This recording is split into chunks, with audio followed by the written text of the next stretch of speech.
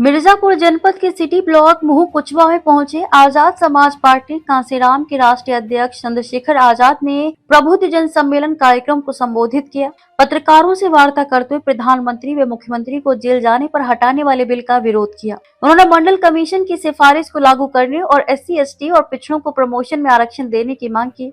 कहा कि निजी क्षेत्रों में भी आरक्षण लागू किया जाए। चंद्रशेखर ने कहा कि वह JPC में हिस्सा लेंगे। बिल को डेथ वारंट बताया। कहा कि जो सत्ता के पक्ष में लोग हैं उनके लिए और जो किन्हीं कारणों से सत्ता से दूर हैं उनके लिए भी। इसलिए हम इस असंवैधानिक बिल का पूर्ण रूप से विरोध करते हैं। आजाद समाज पार्टी कांशीराम जगह जगह मंडलों में प्रबुद्ध जन सम्मेलन कर रहा है। इसी कड़ी में आज 13वां प्रबुद्ध जन सम्मेलन मिर्जापुर के मुहू कुचवा स्थित लॉन में आयोजित किया गया था। कार्यक्रम में आजाद समाज पार्टी कांशीराम के राष्ट्रीय अध्यक्ष व नगीना के सांसद चंद्रशेखर आजाद ने प्रबुद्ध जन सम्मेलन को संबोधित किया। पत्रकारों से बात करते हुए प्रधानमंत्री, मुख्यमंत्री और मंत्रियों को गिरफ्तारी के बाद पद से हटाने वाले विधायक को लेकर होने जा रहे संयुक्त संसदीय समिति JPC में जहां सपा, TMC और आम आदमी पार्टी हिस्सा लेने से किनारा कर लिया है, तो वहीं आजाद समाज पार्टी के राष्ट्रीय अध्यक्ष और नगीना के सांसद चंद्रशेखर सिंह ने बिल का विरोध तो कर रहे हैं मगर JPC में हिस्सा लेकर चर्चा में शामिल होंगे। उन्होंने कहा कि उत्तर प्रदेश में सामान्य नागरिक पुलिस को प्रमोशन मिलता है मगर PSC जो सशस्त्र बल है उत्तर प्रदेश का 1984 के बाद कोई प्रमोशन की प्रक्रिया नहीं हुई है। मुख्यमंत्री योगी आदित्यनाथ को पत्र लिखा था। पत्र को संज्ञान में लेकर एक कमेटी बनाई गई है। जल्द ही उम्मीद है कि उन्हें लाभ मिलेगा। बिहार चुनाव में क्या पार्टी लड़ेगी, इसको लेकर उन्होंने कहा पार्टी की कोर कमेटी तय करेगी। स्टेट टीम अच्छा काम कर रही है। कई सीटों पर मजबूत दावेदारी है। आजाद समाज पार्टी एक बड़ी पार्टी बनेगी। 2020 में जो कमी रह गई थी उसे दूर करके आजाद समाज पार्टी के MLA इस बार जीतेंगे। जनगणना के साथ ही आर्थिक आंकड़े भी जारी किए जाने की जरूरत बताया। क्या उद्देश्य था? देखिए, पूरे उत्तर प्रदेश के 18 मंडलों में अस्तित्व बचाओ, भाईचारा बनाओ प्रबुद्ध जन सम्मेलन आजाद समाज पार्टी कांशीराम के नेतृत्व में हुआ है, जिसमें इन वर्गों के पढ़े लिखे बुद्धिजीवी, रिटायर कर्मचारी, डॉक्टर, इंजीनियर, IAS, IPS, वकील, जज, प्रोफेसर, चिंतक, पत्रकार तमाम साथियों को बुला के पूर्व प्रधान, पूर्व जिला पंचायत सदस्य, पूर्व विधायक, पूर्व सांसदों को बुलाकर महापुरुषों का आंदोलन, बाबा साहब अम्बेडकर, माननीय कांशीराम साहब का आंदोलन कैसे जो है आगे बढ़े, कैसे ये जागरूक हो, इसके लिए प्रयास किया जा रहा है। और ये 13वां सम्मेलन था। सहारनपुर से शुरू हुआ था और आज 13वां सम्मेलन था। एक सम्मेलन हमारा बीच में जो प्रयागराज का था वो नहीं हो पाया था। इसलिए नहीं हो पाया था क्योंकि मैंने उसको कैंसिल कर दिया था। प्रयागराज में गया था, करछना में घटना घट गई थी।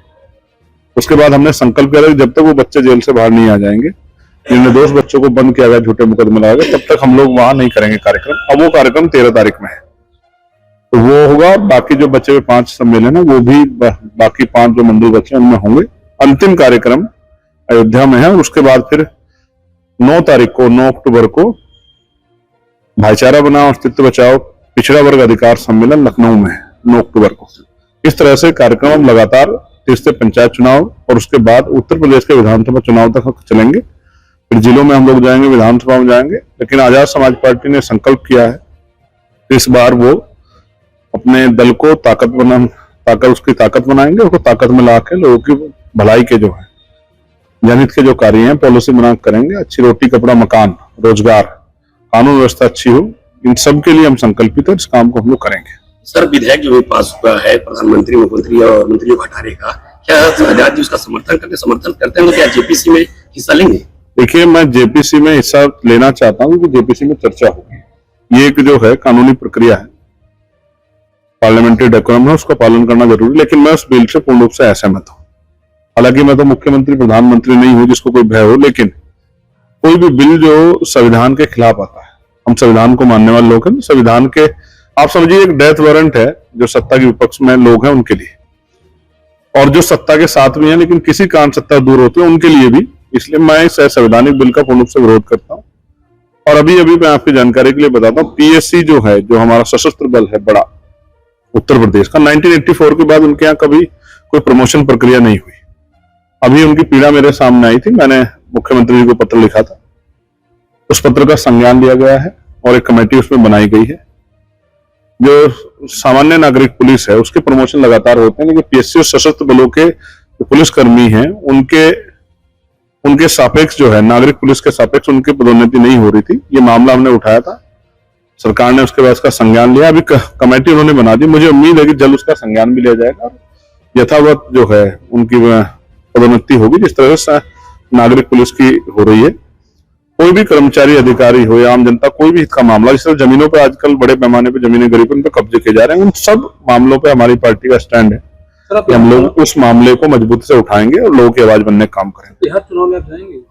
बिहार चुनाव का फैसला पार्टी कोर कमेटी का है, अभी उस पर फैसला नहीं जाएगा, लेकिन स्टेट की जो टीम है अपना काम कर रही है। स्टेट की टीम की अच्छी तैयारी, मैं कई बार वहां शामिल हुआ हूँ, उनका कई सीटों पे बहुत मजबूत उनकी दावेदारी। उम्मीद है कि आजाद समाज पार्टी वहां एक बड़ी पार्टी बनेगी और इस बार पिछली बार जो कमी रह गई थी 2020 में, उस कमी को भी दूर करके आजाद समाज पार्टी के एमएलए इस बार वहां जीतेंगे। जनगणना को लेकर के आपने आर्थिक आधार पर जनगणना की मांग उठाई है? नहीं, आपने गलत सुना है। आर्थिक आधार पर कोई जनगणना नहीं होती, जनगणना के आर्थिक आंकड़े भी जारी होने चाहिए। इससे पता लगे कि देश में साधन संसाधनों में कौन लोग काबिज है, किसके पास ट्रैक्टर है, किसके पास बस है, किसके पास 4 गाड़ी, किसके पास ट्रेन है, किसके पास हवाई जहाज है, किसके पास हेलीकॉप्टर है, किसके पास कौन ऐसा है जिसके पास बड़े बड़े बंगले हैं, कौन ऐसा जिसके अकाउंट बहुत पैसे हैं, कौन ऐसा जिसके पास इंडस्ट्री है, कौन ऐसा जिस पर जमीन है। ये सारे जारी होने चाहिए, तभी तो पता लगेगा कि भाई पॉलिसी किन लोगों के लिए बनानी है, वो लोग कहाँ रहते हैं, उनकी संख्या क्या है, किस जात के हैं, किस वर्ग को ज्यादा लाभ देना है। भाई अगर आप पे आंकड़े नहीं होंगे तो आप पॉलिसी कैसे बनाओगे? तो इसलिए मैंने कहा है कि गणना और आर्थिक आंकड़े जारी हो। मंडल कमीशन की बाकी सिफारिशें जो लागू नहीं, वो सिफारिशें जो इनकी पूरी हो और साथ साथ SC ST OBC को प्रमोशन में रिजर्वेशन का लाभ भी मिले। जो हमारे हमारे साथी हैं बहुजन समाज की पार्टी है, उन्हीं की लापरवाही के कारण जो है, गैर जिम्मेदारी के कारण वो बिल फट गया था, जिसकी वजह से बहुत बड़ा नुकसान SC ST OBC के कर्मचारी, SC ST कर्मचारी को उठाना पड़ा। हमारी मांग उनको मिले और प्राइवेट सेक्टर में भी आरक्षण पॉलिसी लागू, इसका फायदा SC ST OBC को मिले।